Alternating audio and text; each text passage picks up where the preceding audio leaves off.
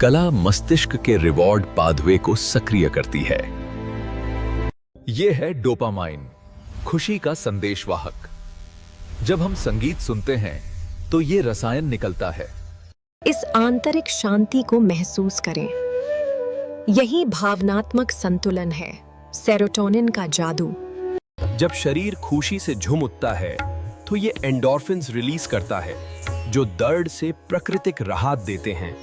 रचनात्मकता से बुद्धिमत्ता बढ़ती है। इससे हमारी सोचने की क्षमता बेहतर होती है। जीवन है एक मधुर संगीत। लय के साथ याददाश्त बेहतर होती है। 2 एकम 2, 2 दूनी 4, लय से सीखो। कविता भाषा सीखने का सबसे सुंदर माध्यम है। किताबें करती हैं बातें, अलग अलग सभ्यता। नृत्य शरीर और मस्तिष्क का एकीकरण है।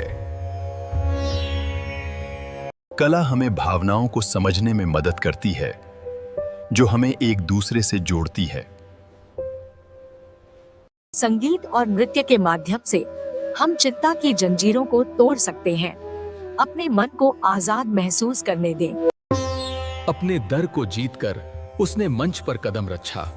काला ने उसे न केवल नृत्य सिखाया बल्कि कला शिक्षा की शुरुआत बचपन से ही होनी चाहिए, क्योंकि ये हमारे मूल विकास के लिए अत्यंत महत्वपूर्ण है। शिक्षा में कला का समावेश हमें संपूर्ण बनाता है। जीवन के हर क्षेत्र में अब कला ही। कक्षा से शुरू हुआ ये सफर सीखने की सीढ़ियां चढ़ता गया और आज इनोवेशन की इस दुनिया में जब हम कला और संगीत से जुड़ते हैं, तभी जीवन में सही मायने में प्रगति और विकास आता है। कला केवल मनोरंजन नहीं, यह एक गहरा उपचार है, एक ऐसा अनुभव जो हमें जोड़ता है और नया। जब हम सब मिलकर कुछ रचते हैं तो वही सच्चा सुख और शांति है। रचनात्मकता कभी नहीं मरती। कला अतीत, वर्तमान और भविष्य को जोड़ती है। जीवन का असली अर्थ उसकी अभिव्यक्ति में है। मैं लिखता हूँ क्योंकि सांस लेना काफी नहीं। संगीत, कविता और गीत जिंदगी के हर पल को और भी जीवन बना देते हैं। नाचो, गाओ, खुशियाँ मनाओ। कविता, संगीत और नृत्य विलासिता नहीं है।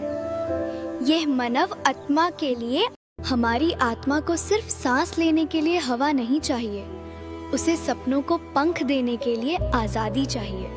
कला, संगीत और कविता के माध्यम से ही हम अपने मन, भावनाओं और शरीर के बीच गहरा तालमेल बिठा पाते हैं।